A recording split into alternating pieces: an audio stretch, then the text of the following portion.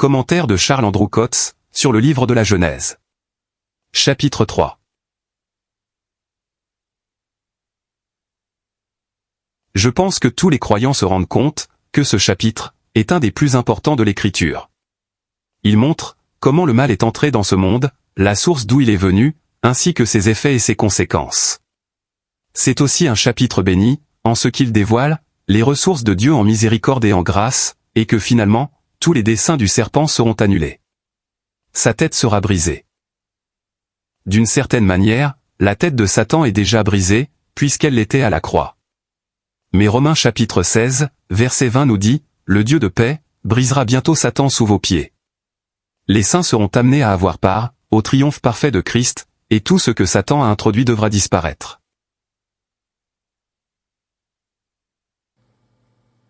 Or le serpent était plus rusé qu'aucun animal des champs que l'Éternel Dieu avait fait. Et il dit à la femme, « Quoi ?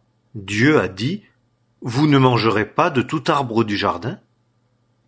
Et la femme dit au serpent, « Nous mangeons du fruit des arbres du jardin, mais du fruit de l'arbre qui est au milieu du jardin, Dieu a dit, vous n'en mangerez point et vous n'y toucherez point, de peur que vous ne mouriez. » Et le serpent dit à la femme, « Vous ne mourrez point, certainement, car Dieu sait qu'au jour où vous en mangerez, vos yeux seront ouverts, et vous serez comme Dieu, connaissant le bien et le mal. » Nous ne pouvons assez méditer sur ce chapitre. Il révèle ce qu'est vraiment le poison du serpent, et cela nous aide à juger le poison en nous-mêmes. Le poison, c'est le manque de confiance en Dieu. Il gît au fond de toute convoitise et de toute désobéissance. La première semence, jetée par le serpent dans le cœur de l'homme, fut la défiance de Dieu. Si elle était admise, tout était perdu. C'était pour Dieu la chose la plus terrible, que de perdre la confiance de sa créature la plus favorisée. Le fait d'admettre la suggestion, que Dieu refusait le bien, impliquait déjà une chute intérieure. Nous trouvons cette même défiance en nous-mêmes, et nous avons à la juger.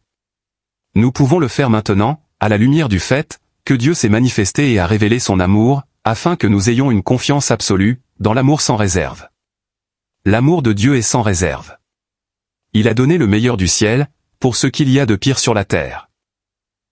Et ainsi, il a repris la défiance, et établi la confiance, afin que les œuvres du diable soient détruites dans nos cœurs. 1 Jean chapitre 3, verset 8. Si nous ne désirons que ce que Dieu donne, nous serons parfaitement heureux. Rien n'a de vraie valeur pour nous, que ce que nous recevons avec action de grâce des mains de Dieu. Le premier doute introduit par le serpent dans le cœur humain, concernait la bonté de Dieu. Ensuite, il semble dire à Ève, Dieu cherche à vous effrayer. Ce qu'il dit n'arrivera pas. Vous ne mourrez point certainement. Puis encore, Dieu sait qu'au jour où vous en mangerez, vos yeux seront ouverts, et vous serez comme Dieu, connaissant le bien et le mal. Avant la chute, l'homme savait que c'était bien d'obéir à Dieu, et mal de lui désobéir. Mais il ne connaissait pas le bien et le mal. C'était une connaissance, que le serpent pouvait justement attribuer à Dieu. Dieu connaît le bien et le mal, dans une nature sainte. L'homme ne pouvait venir à cette connaissance, que par la désobéissance, et donc par sa nature pécheresse. Il ne pouvait connaître le bien et le mal, qu'en devenant mauvais lui-même. C'était purement une question d'obéissance à Dieu, une question de son autorité. Manger du fruit de l'arbre n'aurait pas été mauvais, si cela n'avait pas été interdit. Le mal, c'était de désobéir à Dieu. Et aussitôt qu'ils l'eurent fait, ils connurent dans leur propre conscience, le bien et le mal. En effet, les yeux de tous deux furent ouverts, mais ils furent ouverts sur leur état misérable, comme étant tombés dans le mal. Et la femme vit que l'arbre était bon à manger, et qu'il était un plaisir pour les yeux, et que l'arbre était désirable pour rendre intelligent, et elle prit de son fruit et en mangea. Et elle en donna aussi à son mari pour qu'il en mangeât avec elle, et il en mangea. Et les yeux de tous deux furent ouverts, et ils connurent qu'ils étaient nus, et ils cousirent ensemble des feuilles de figuier, et s'en firent des ceintures. Et ils entendirent la voix de l'Éternel Dieu qui se promenait dans le jardin au frais du jour. Et l'homme et sa femme se cachèrent de devant l'Éternel Dieu au milieu des arbres du jardin. Et l'Éternel Dieu appela l'homme et lui dit : « Où es-tu ? » Et il dit : « J'ai entendu ta voix dans le jardin, et j'ai eu peur, car je suis nu, et je me suis caché. » Et l'Éternel Dieu dit : « Qui t'a montré que tu étais nu ? As-tu mangé de l'arbre dont je t'ai commandé de ne pas manger ? » Et l'homme dit : « La femme que tu m'as donnée pour être avec moi, elle m'a donné de l'arbre, et j'en ai mangé. » Et l'Éternel Dieu dit à la femme : « Qu'est-ce que tu as fait ? » Et la femme dit : « Le serpent m'a séduite, et j'en ai mangé. » Si nous acceptons une suggestion de l'ennemi, et que nous commencions à raisonner, c'en est fait de nous. En Ève, nous voyons comment la désobéissance se présenta, et nous pourrions dire, comment elle se justifia à ses yeux. Elle a exercé son jugement sur l'arbre. Elle vit qu'il était bon à manger et agréable aux yeux, et que l'arbre était désirable pour rendre intelligent. Elle l'a jugé uniquement, à la lumière de ce que disait le serpent, et pas du tout à la lumière de ce que Dieu avait dit. Comme tout cela est très solennel. Combien souvent nous nous persuadons par le raisonnement, que ce qui est faux est juste. Dieu et sa bonté sont exclus. Mais alors, la vue et le jugement de l'esprit, sont forcément dans l'erreur. Rien n'est bon pour moi, si je ne puis le recevoir comme donné de Dieu, et pour lequel je ne puis lui rendre grâce. Nous avons ici les trois formes de la convoitise. La convoitise de la chair, la convoitise des yeux, et l'orgueil de la vie, toutes présentes à l'état embryonnaire. Dieu est banni de la confiance de sa créature. Son avertissement solennel est méprisé. La convoitise et la volonté de la créature deviennent les éléments décisifs. C'est la chute. C'était le plus grand outrage que l'on put faire dans ces circonstances, à la bonté, à la vérité, et à l'autorité de Dieu. Dans le cas d'Adam, il ne s'agissait pas de la tentation directe du serpent, mais de la séduction de la femme. Adam n'a pas été trompé, mais la femme ayant été trompée, est tombée dans la transgression. 1 Timothée chapitre 2, verset 14. Nous pourrions dire qu'Adam pécha, ayant conscience de ce qu'il faisait. Il se laissa gagner par ses affections, de sorte que le caractère et les positions relatives de l'homme et de la femme furent intervertis. La femme aurait dû se laisser conduire par ses affections, et dans ce cas, elle aurait appelé Adam, aussitôt que le serpent lui parla. Au lieu de cela, elle s'entretint avec le serpent, et agit d'après son propre jugement. Adam aurait dû être conduit, par un jugement exercé dans la crainte de Dieu, mais au contraire, il se laissa conduire par ses affections, sans donner à Dieu aucune place. Le but de Satan est toujours d'intervertir l'ordre divin. Adam était la tête responsable. Ainsi, quand les choses sont développées en Romains chapitre 5, le péché est considéré comme venant par lui. La responsabilité entière reposait sur lui. Et les yeux de tous deux furent ouverts, et ils connurent qu'ils étaient nus. Ève avait sans doute pensé qu'ils connaîtraient des choses merveilleuses, dont ils n'avaient aucune idée. Mais ils ne reçurent que la conscience de leur nudité. La conscience applique la connaissance du bien et du mal à la responsabilité. Satan leur avait présenté, comme étant d'un grand prix, qu'ils seraient comme Dieu, connaissant le bien et le mal. Mais ils naquirent cette connaissance, qu'en devenant eux-mêmes mauvais par la désobéissance. C'est pourquoi, dès l'instant où ils prirent du fruit, ils eurent la conscience d'être nus. Ils réalisèrent qu'ils étaient tombés dans un état misérable, et en furent honteux, avant même que Dieu leur eût dit un mot, ou se fût approché d'eux. L'homme devint pour ainsi dire, juge de son propre état.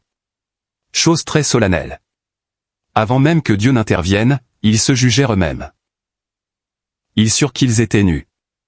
Quelle terrible découverte. C'est la condition dans laquelle l'homme est tombé. Voilà ce qu'opère pour l'homme, la connaissance du bien et du mal. Il se trouve dans un état dont il a honte. J'ai eu peur, car je suis nu, et je me suis caché. Verset 10. La présence de Dieu les remplit de crainte. Et lorsque Dieu s'approcha, les feuilles de figuier ne purent suffire à les couvrir. L'homme avait conscience que son état n'était nullement convenable pour la présence de Dieu, qu'il n'avait point de couverture. Il était nu devant Dieu. À la fin du chapitre, au verset 21, Dieu donne une réponse par le moyen des vêtements de peau, à la terrible conscience qu'ils ont de leur état. Ceci intervint après l'entrée de la foi. L'héritage qu'Adam nous a fait, se résume à la vie, car ce que signifie le nom d'Ève. Elle était la mère de tous les vivants. On a souvent dit, que ce nom indiquait qu'Adam avait la foi. Et l'Éternel Dieu dit au serpent, « Parce que tu as fait cela, tu es maudit par-dessus tout le bétail et par-dessus toutes les bêtes des champs. Tu marcheras sur ton ventre, et tu mangeras la poussière tous les jours de ta vie. Et je mettrai inimitié entre toi et la femme, et entre ta semence et sa semence. Elle te brisera la tête, et toi, tu lui briseras le talon. » Dieu dit au serpent, « Parce que tu as fait cela, etc. » En réalité, c'était une controverse entre Dieu et Satan. L'homme était l'objet du conflit, mais le combat se livrait de fait entre Dieu et le serpent. Aussi, le serpent tombe-t-il immédiatement, sous la malédiction de Dieu. Aucune malédiction n'est prononcée sur l'homme ou sur la femme, mais la source du mal est mise à découvert, et tombe sous le jugement définitif de Dieu.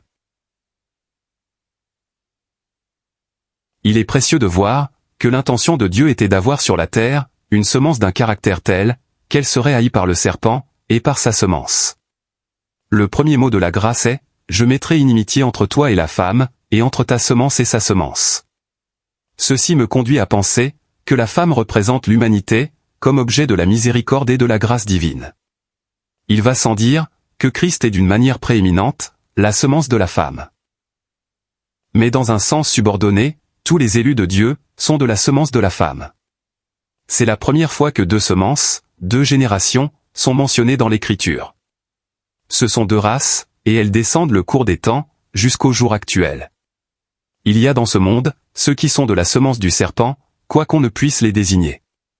Le Nouveau Testament les appelle des enfants du diable, mais il y a aussi les enfants de Dieu dans la justice et l'amour.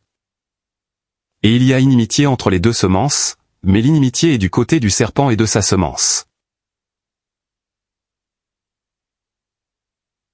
Caïn fut le premier de la semence du serpent, le premier de cette génération. Tandis qu'Abel fut le premier de la semence de la femme. Abel n'était pas seulement un type de Christ, mais il était un vase de l'esprit de Christ. Christ était moralement en Abel, et il est dans tous les saints, de sorte que tous peuvent être envisagés, comme étant de la semence de la femme.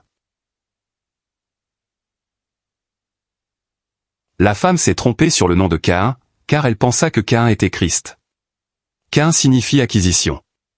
Elle dit, « J'ai acquis un homme avec l'Éternel. » Genèse chapitre 4, verset 1. Mais Caïn n'était pas encore bien âgé, qu'Ève découvrit qu'il n'était pas Christ. Et ainsi, lorsqu'Abel naquit, elle l'appela vanité.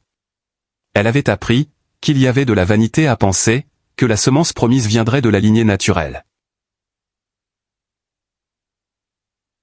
Pensez à la longue suite de témoins souffrants, dont Satan a brisé le talon. Abel a été le premier, et les martyrs se succédèrent. Mais ils ont tous été des vainqueurs, selon leur mesure. Christ lui l'a été, d'une manière prééminente et glorieuse. Ils ont été persécutés et martyrisés, mais l'Esprit de Christ était en eux, et ainsi, ils ont vaincu. Il semblait que Caïn ait vaincu Abel, mais c'est Abel le vainqueur. Et son service comme prédicateur, a été plus long, que celui d'aucun homme. Et par lui, étant mort, il parle encore. Hébreux chapitre 11, verset 4. Je pense que briser le talon, indique les souffrances des saints martyrs, et surtout celles de Christ. Tout ce que le mal pouvait faire, s'est abattu sur lui. À la femme, il dit, « Je rendrai très grandes tes souffrances et ta grossesse. En travail, tu enfanteras des enfants, et ton désir sera tourné vers ton mari, et lui dominera sur toi. » Il y a un vif intérêt à voir Dieu, se tourner vers Ève, car cela semble indiquer, la manière dont toute bénédiction divine interviendrait en faveur de l'homme. Ce qui est dit à la femme, semble indiquer ces exercices subjectifs, qui caractériseraient l'humanité, envisagé comme objet de la miséricorde. La bénédiction vient, par un profond exercice intérieur. En effet, 3 grands principes sont indiqués ici, suivant lesquels vient la bénédiction. Tout d'abord, l'exercice de l'âme. Dans une scène où le péché est entré, il n'y a rien pour Dieu, si ce n'est produit par des souffrances, un profond exercice de l'âme. Le peuple de Dieu a toujours été dans la souffrance et l'exercice, et rien de Christ n'a été produit, sans un tel travail de l'âme. Ensuite, ton désir sera tourné vers ton mari. Ceci est un autre grand principe de bénédiction. Dieu dirige vers Christ le désir de chaque âme exercée. Dans ce chapitre même, Dieu commence à diriger le désir du cœur vers Christ. Chaque exercice que Dieu produit a pour but de conduire le cœur à désirer Christ. Il est la réponse divine à chaque exercice. Nous le voyons partout dans l'Écriture, et nous en avons fait individuellement l'expérience. Et c'est ainsi qu'est venue toute vraie bénédiction. Nous avons eu à sentir notre état intérieur, de même que le désappointement et l'effondrement de tous ceux qui nous entourent. Mais sous la bonne main de Dieu, tout cela a tourné nos désirs vers Christ.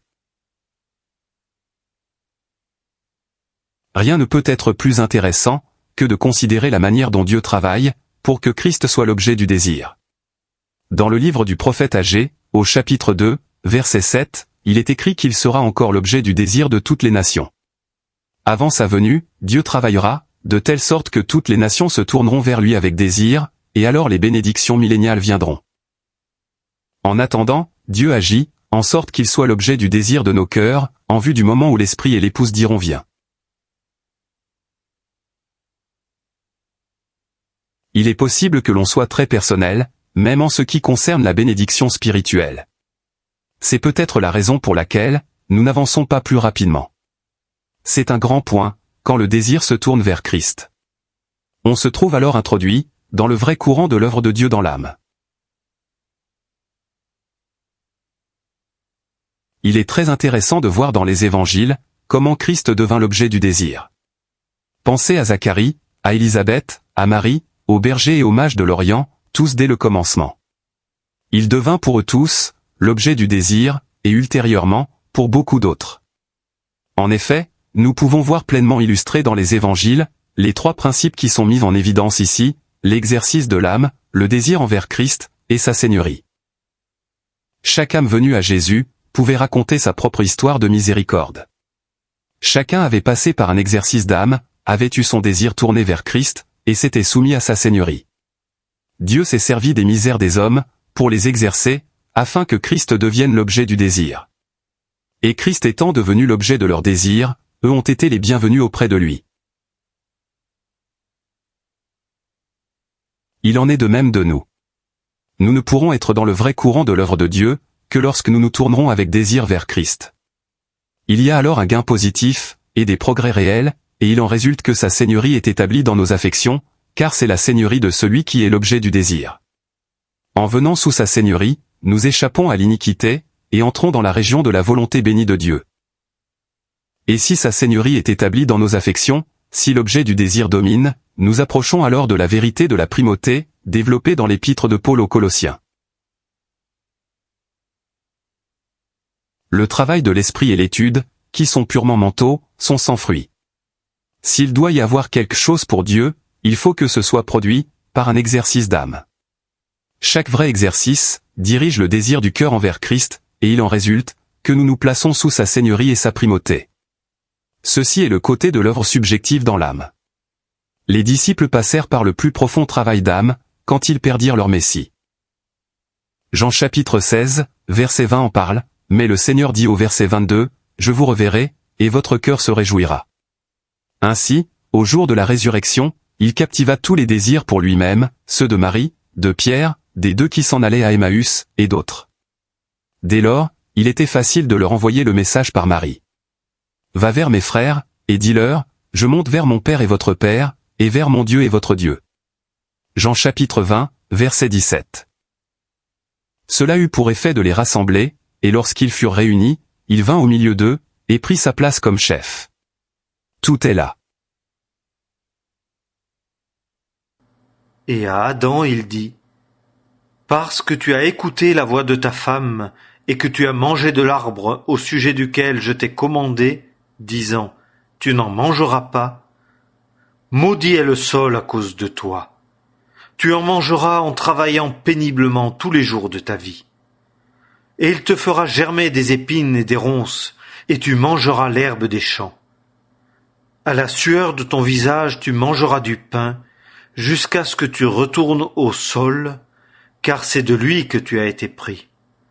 Car tu es poussière, et tu retourneras à la poussière. La femme présente en type, le côté subjectif, l'œuvre de Dieu dans l'âme. Pour l'homme, il s'agit plutôt du côté de la responsabilité. Ce que Dieu dit à Ève, indique le moyen spirituel, par lequel il travaillerait en ceux qui étaient des objets de la miséricorde.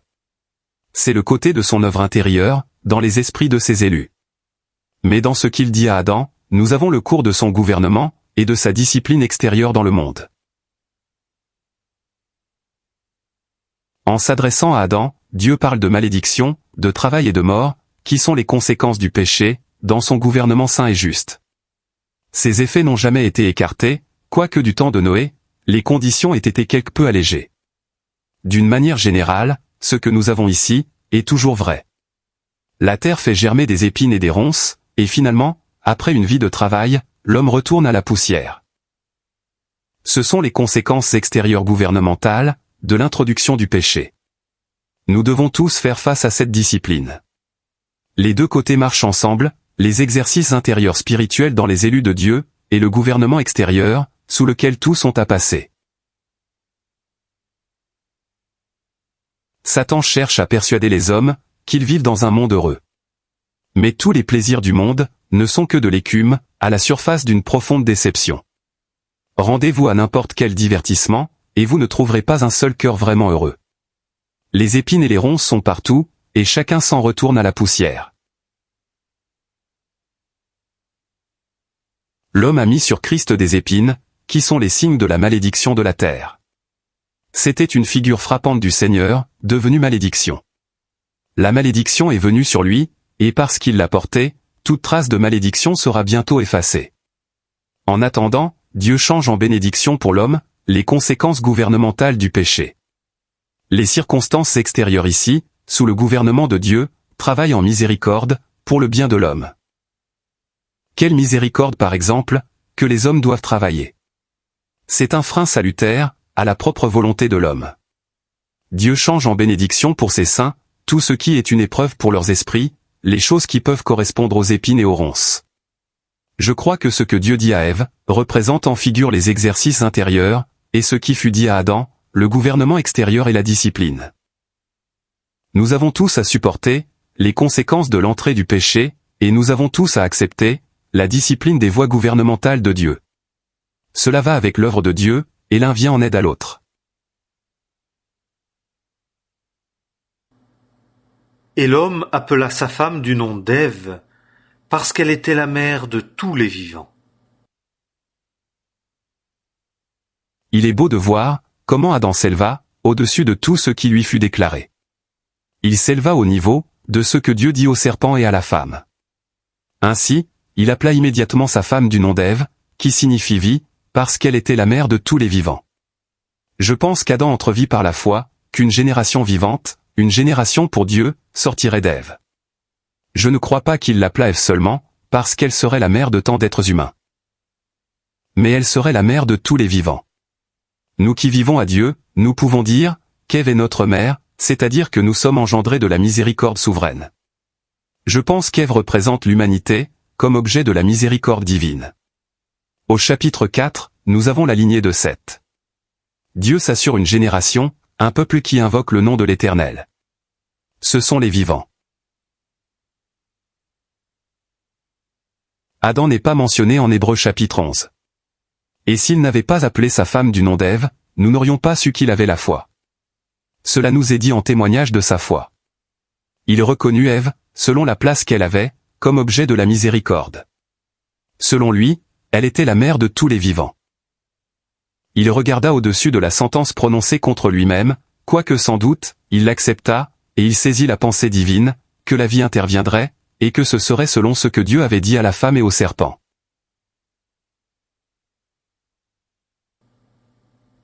Et l'Éternel Dieu fit à Adam et à sa femme des vêtements de peau, et les revêtit. La foi étant introduite, Dieu les revêtit. Il tint compte de leur état de nudité, et y pourvut par la mort. Il les revêtit de vêtements de peau. Nous voyons en cela une figure de la justice divine, basée sur la rédemption. Ainsi revêtus, ils pouvaient lever la tête avec assurance. Cela ne va pas aussi loin que la réconciliation. La réconciliation est pour le plaisir divin, mais les vêtements de peau étaient destinés à couvrir la nudité, dont ils avaient conscience. Dieu répondit à ce besoin, en les revêtant de ce qui en figure, était une justice pourvue par lui-même. Adam et Ève pouvaient se tenir devant lui, sachant qu'ils avaient une justice qui supporterait son examen, parce qu'il l'avait lui-même donnée. Il fut dit au serpent au verset 14, « Tu mangeras la poussière. » Cela fait voir la dégradation qui s'attache à juste titre au serpent. C'est en contraste évident avec la plante verte et l'arbre fruitier portant semences, dont était pourvu le reste de la création. Dieu a marqué le serpent d'une dégradation spéciale, et Satan sera en vérité la plus abjecte de toutes les créatures perdues. Ceci est pour indiquer la profondeur de sa chute. Il était la plus belle de toutes les créatures de Dieu, plein de sagesse et parfait en beauté. Ézéchiel chapitre 28, verset 12. Il n'y avait pas de défaut en lui, jusqu'à ce que son cœur se remplît d'orgueil, à cause de sa beauté, et il tomba. Dieu a marqué la dégradation d'une telle créature. De la place la plus élevée, il est tombé à la plus basse. En 2 Corinthiens chapitre 11, nous sommes exhortés à ne pas nous laisser corrompre et détourner de la simplicité quant au Christ. Et il est dit que Satan se transforme en ange de lumière. Si nous voulons être gardés, il faut que nous soyons vigilants à l'égard de son influence séductrice. Il ne doit pas être un ange de lumière à nos yeux. Il est frappant de voir qu'il y ait seulement deux formes d'idolâtrie universelle, le culte du soleil et celui du serpent. Le culte du serpent se trouve parmi tous les peuples du monde païen. Sous la forme du serpent, Satan s'est rendu un objet de vénération pour les hommes. C'est une consolation pour la foi, de voir que sa tête sera brisée, tous ses desseins seront annulés.